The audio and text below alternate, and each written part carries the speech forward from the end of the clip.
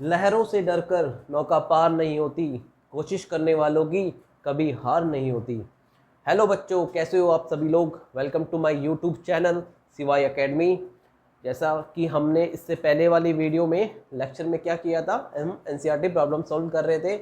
हमने अभी तक क्वेश्चन नंबर 14 तक एनसीईआरटी प्रॉब्लम को सॉल्व कर लिया है। आज हम करने जा रहे हैं क्वेश्चन नंबर 15।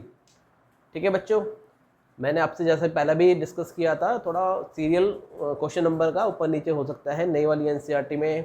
क्या ये वाला जो आपका क्वेश्चन नंबर है वो क्वेश्चन नंबर 16 हो सकता है, ठीक है। और जो हम ओल्ड एनसीईआरटी से कर रहे हैं तो उसमें है आपका क्वेश्चन नंबर 15, ठीक है। तो उससे कोई प्रॉब्लम नहीं है, या फिर 16 है या फिर आपका ये 14 हो सकता है, ठीक है ना। तो हमें मेन हमारा जो मोटिव है वो कंसेप्ट को समझना है, ठीक है बच्चों। आप खुद भी अगर आप कंसेप्ट समझ जाओगे, अगर आप सब वैरायटी के क्वेश्चन कर लोगे तो फिर कोई दिक्कत नहीं होने वाली आप लोगों को, ठीक है बच्चों।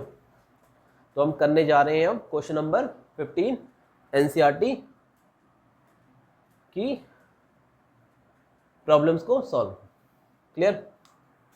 अब क्वेश्चन है हमारा, an object of mass 1 kg travelling in a straight line with a velocity of 10 metre पर second collide with and stick to the stationary wooden block of mass 5 kg। ठीक है, जो गिवन है हम इसमें अंडरलाइन कर लेते हैं, ठीक। Then they move off together. अब वो दोनों क्या कर रहे हैं, अब स्टिक होने के बाद मतलब उसमें जब टक्कर लगी तो उसके बाद क्या होगा, वो दोनों मूव कर रहे हैं। जो पहला वाला मास था प्लस आपका स्टेशनरी ब्लॉक जो था आपका wooden block in the same straight line. Clear.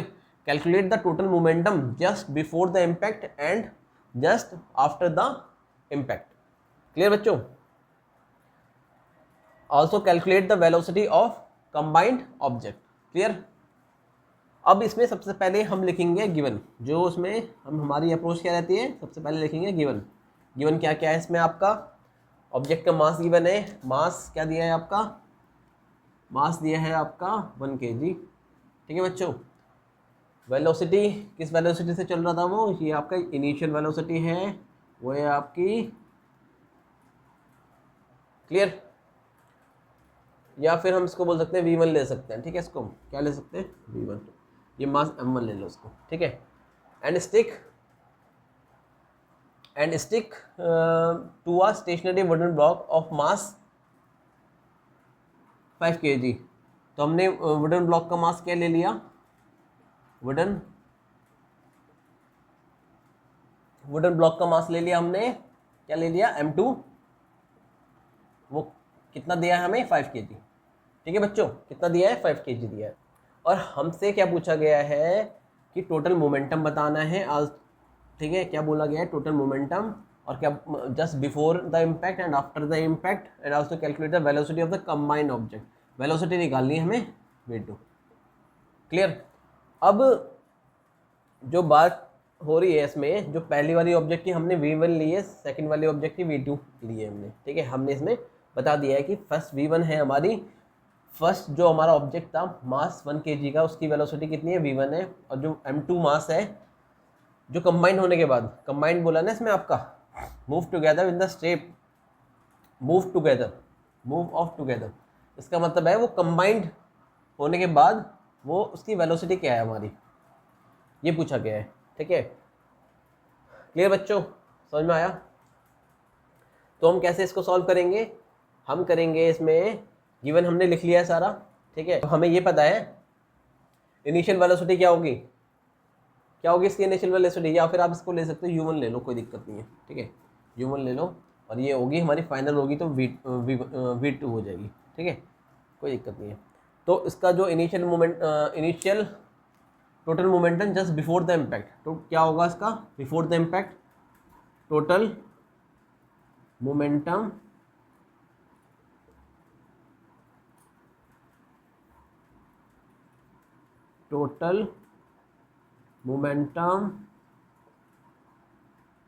Just before impact,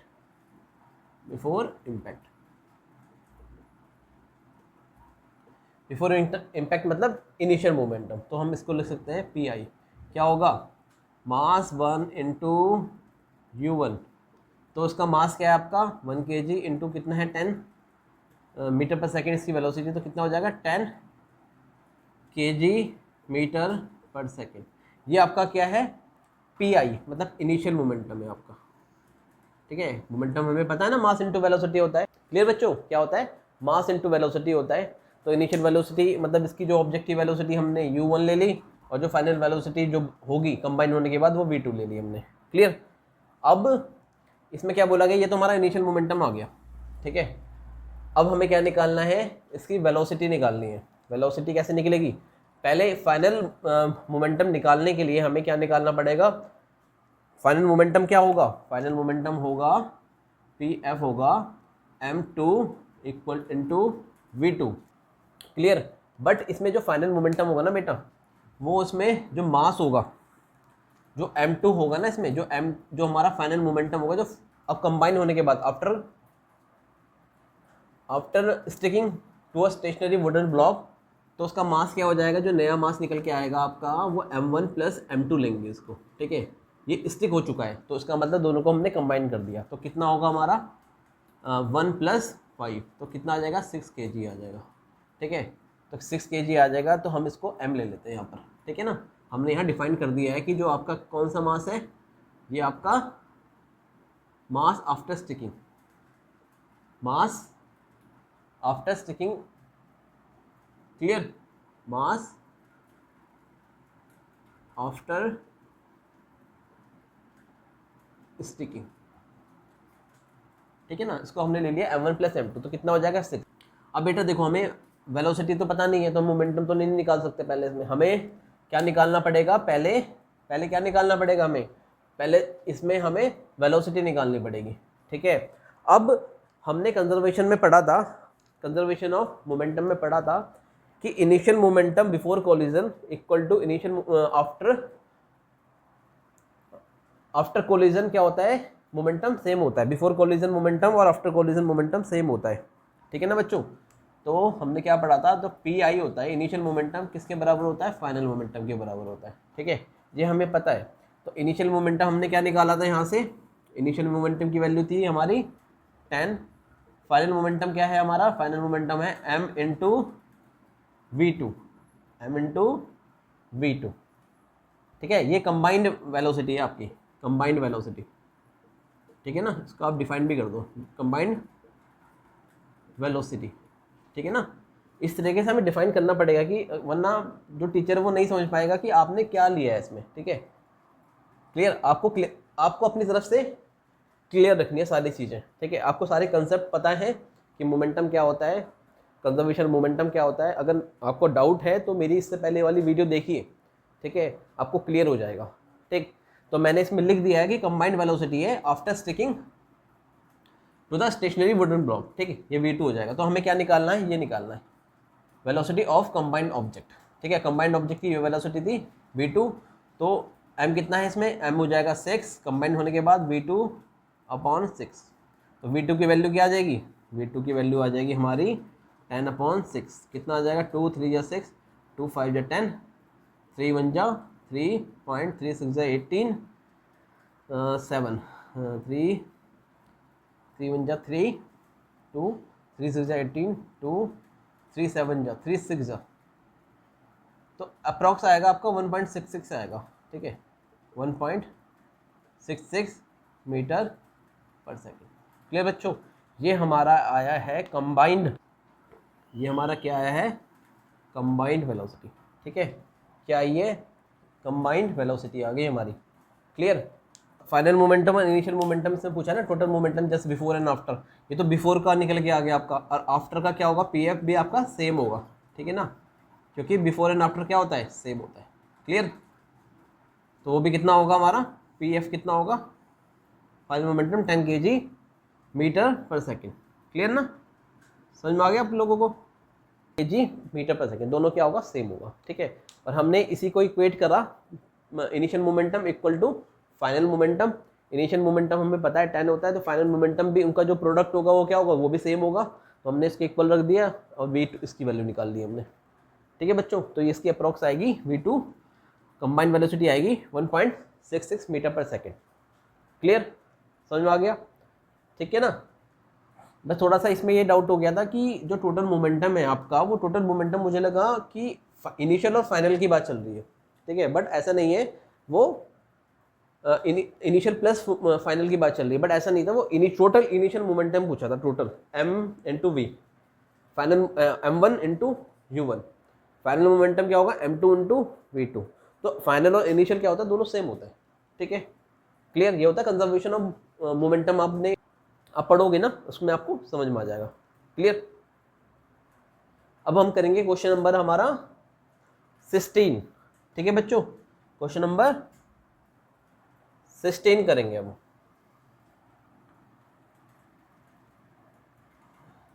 अगर इसमें कुछ डाउट है अभी भी आपको, तो मुझसे पूछ सकते हो। कमेंट बॉक्स में मुझे पूछ लीजिए, मैं आपको बता दूंगा उसका आंसर, दोबारा से समझा दूंगा। अगर आपको डाउट आता है ना, तो मुझसे पूछिए। मैं आपको नेक्स्ट जो लेक्चर होगा, सबसे पहले मैं ये आपके डाउट क्लियर कर दूंगा उसमें। ठीक है ना, आपकी तरफ से डाउट नहीं आ रहे बेटा, आप घबराओ मत। जैसे आपको लगता है ना कहीं समझ में नहीं आते हैं चीज़ें, तो आप पूछ सकते हो। ठीक है, तो मैं आपकी डाउट क्लियर कर दूंगा उसमें। क्लियर। अब हम करेंगे क्वेश्चन नंबर 16।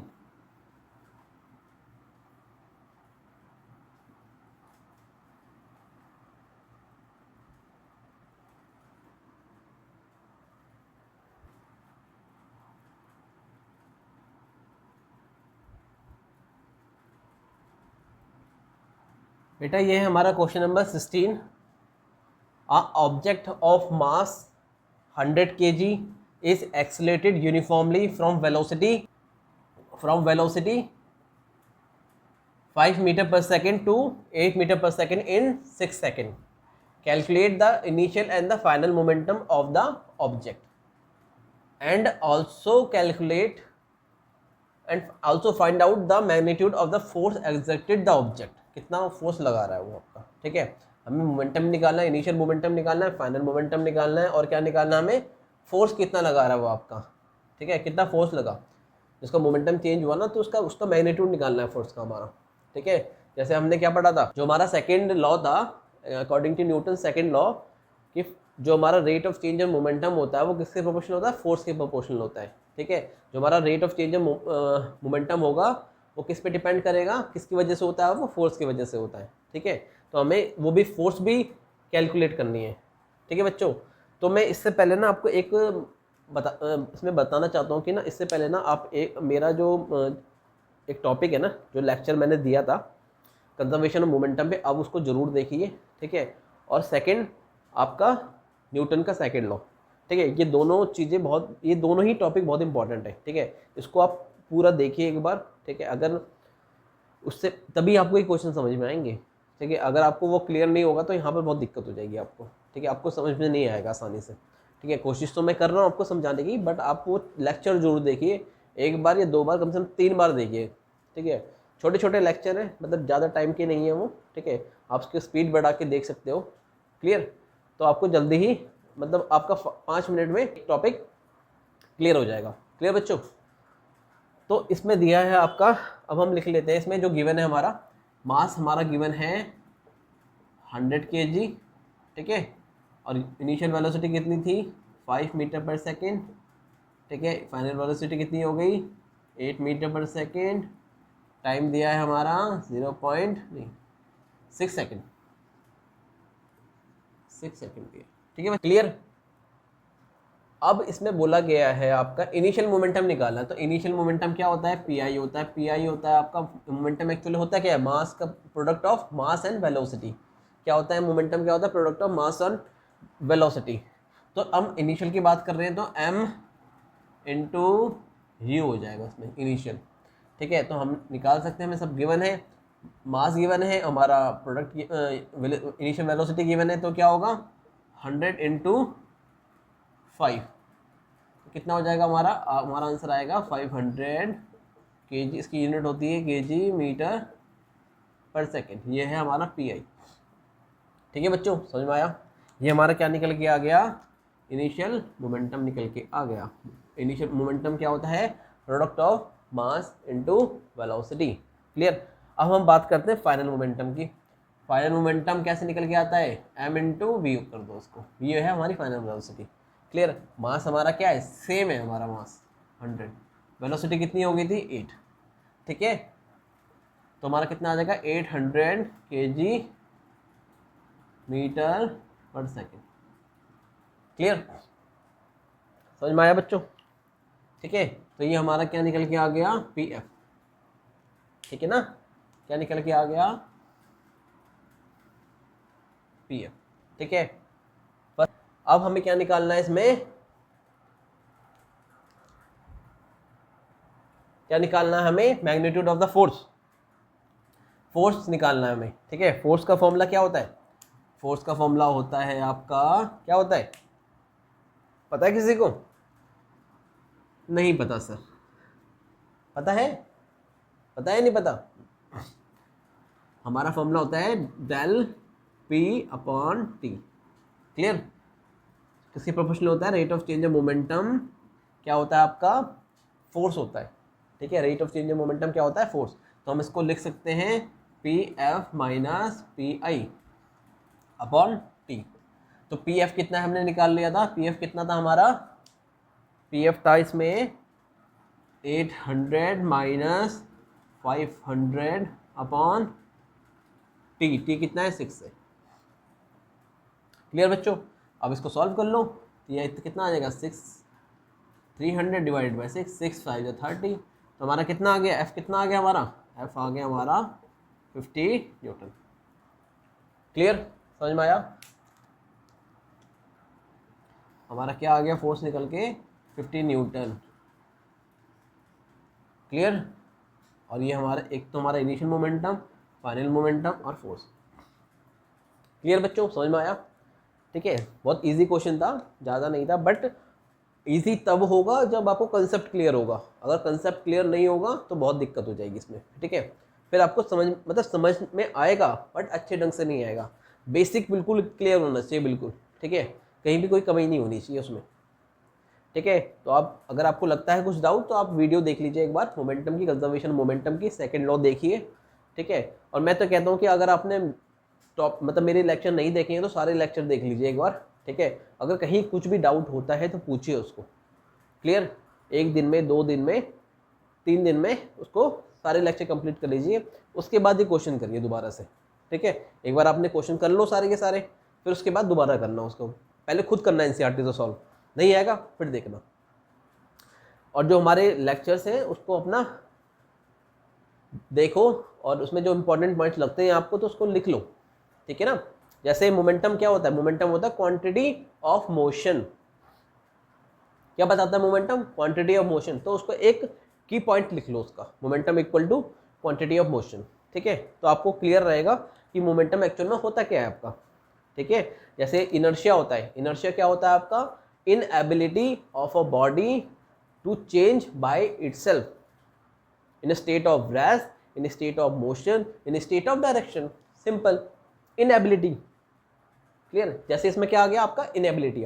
तो ये आपके की पॉइंट्स इस तरीके से अपने नोट में डाल लो, या आपकी स्कूल की कॉपी होगी उसमें लिख लो।